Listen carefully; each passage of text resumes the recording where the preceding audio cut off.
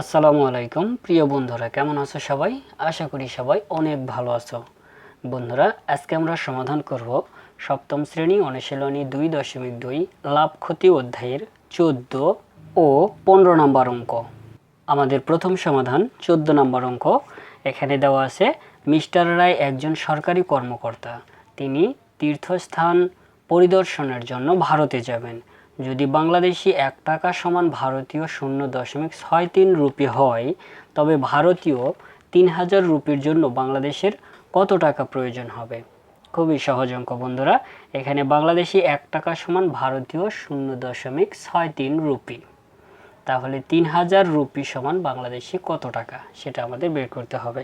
তাহলে প্রথমে আমরা লিখব যে 0.63 রুপি সমান 1 টাকা, অতএব 1 রুপি সমান, অতএব 3000 রুপি সমান। চলো বন্ধুরা, আমরা সমাধান শুরু করি, তাহলে খুব সহজেই বুঝতে পারবো। প্রথমে আমরা লিখব 0.63 রুপি সমান বাংলাদেশি 1 টাকা। 0.63 রুপি সমান বাংলাদেশি 1 টাকা, অতএব 1 রুপি সমান বাংলাদেশি 1/0.63 টাকা। অতএব কত রুপি সমান আমাদের বের করতে হবে? 3000 রুপি। তাহলে 3000 রুপি সমান বাংলাদেশি 1 গুণ 3000 ডিভাইডেড 0.63 টাকা। এখানে যদি আমরা কাটাকাটি করি তাহলে পাবো 4761.90 টাকা। এটাই হচ্ছে আমাদের কাঙ্ক্ষিত উত্তর। তাহলে আমরা উত্তর লিখব বাংলাদেশের এত টাকা প্রয়োজন হবে। উত্তর বাংলাদেশের 4761.90 টাকা প্রয়োজন হবে। ঠিক আছে, এই হচ্ছে আমাদের 14 নম্বর অঙ্কের সমাধান। খুবই সহজ অঙ্ক, তাই না বন্ধুরা? প্রথমে আমরা কি করলাম? লিখলাম যে 0.63 রুপি সমান বাংলাদেশি 1 টাকা, অতএব 1 রুপি সমান বাংলাদেশি 0.63 দ্বারা 1কে ভাগ করব, তার মানে 1/0.63। অতএব 3000 রুপি সমান 1 গুণ 3000/0.63 টাকা।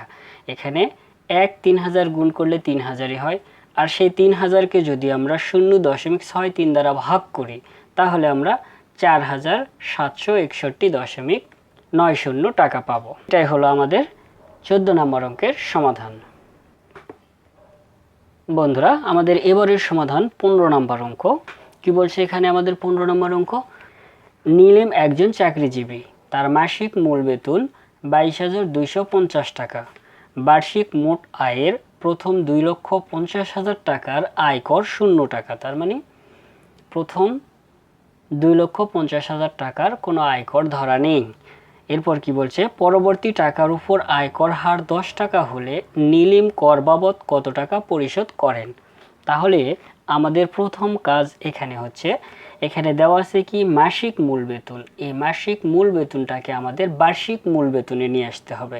ঠিক আছে, এরপর বার্ষিক মূল বেতন থেকে আমরা 2,50,000 টাকা বাদ দিব, এবং বাদ দেওয়ার পরে যে টাকাটা থাকবে সেই টাকার উপর কর ধার্য হবে 10 টাকা হারে। ঠিক আছে, তাহলে প্রথমে আমরা লিখব, আমরা জানি 12 মাস সমান 1 বছর, কেননা এখানে কি বলছে? মাসিক মূল বেতন। তার মানে এই মাসিক মূল বেতনকে আমাদের বার্ষিক মূল বেতনে রূপান্তরিত করতে হবে, তার মানে 12 মাসের মূল বেতনে রূপান্তরিত করতে হবে।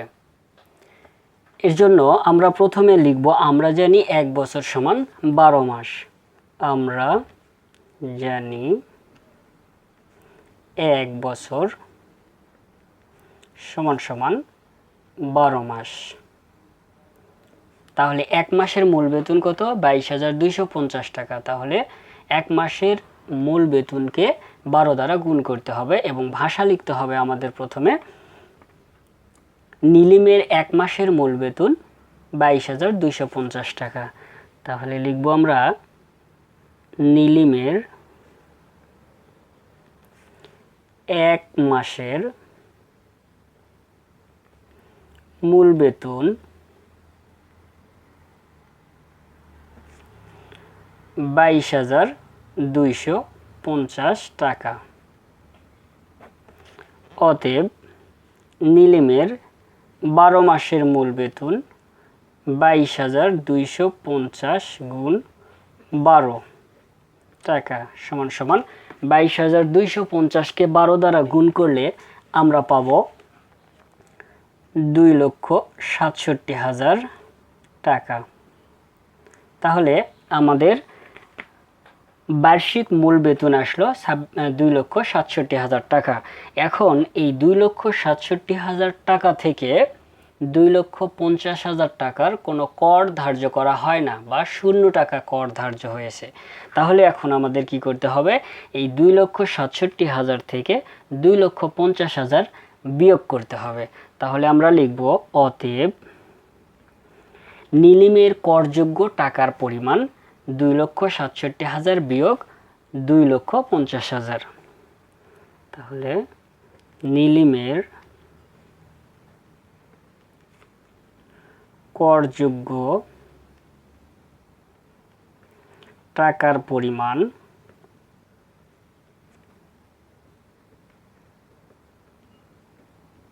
সমান সমান 2,67,000 বিয়োগ 2,50,000 টাকা সমান সমান বিয়োগ করলে আমরা পাবো 17,000 টাকা। এখন এই 17,000 টাকার 10 টাকা হারে কর পরিশোধ করতে হয়। তাহলে এখন আমাদের লিখতে হবে যে 100 টাকায় কর দিতে হয় 10 টাকা, অতএব 1 টাকায়, অতএব 17,000 টাকায়। খুব সহজেই আমরা কর বাবদ টাকার পরিমাণ পেয়ে যাব। তাহলে প্রথমে আমরা লিখব 100 টাকার আয়কর দেন 10 টাকা, অতএব 1 টাকার আয়কর দেন 10কে 100 দ্বারা ভাগ করতে হবে, তার মানে 10/100। অতএব এই যে 17,000 টাকার, ঠিক আছে, তাহলে 17,000 টাকার আয়কর দেন 10 গুণ 17,000/100 টাকা সমান সমান 10কে 17,000 দ্বারা গুণ করলে গুণফলকে যদি 100 দ্বারা ভাগ করি তাহলে আমরা পাবো 1,700 টাকা। এবার আমরা যদি এটা সহজেই কাটাকাটি করি, দেখো এখানে 1 0 কেটে যাবে, থাকবে 1 0, এই 1 0 কেটে যাবে, তাহলে এখানে থাকবে 1,700। ঠিক আছে, কাটাকাটিটাও খুব সহজ। তাহলে আমাদের কর দিতে হবে কত? 1,700 টাকা। তাহলে এখন আমরা উত্তর লিখব, নীলিম কর বাবদ 1,700 টাকা পরিশোধ করেন। উত্তর, নীলিম কর বাবদ 1,700 টাকা পরিশোধ করেন। তো এই ছিল বন্ধুরা আমাদের 15 নম্বর অঙ্কের সমাধান। আজ তাহলে এই পর্যন্তই বন্ধুরা, সবাই ভালো থাকবে, সুস্থ থাকবে এই কামনায়। আল্লাহ হাফেজ।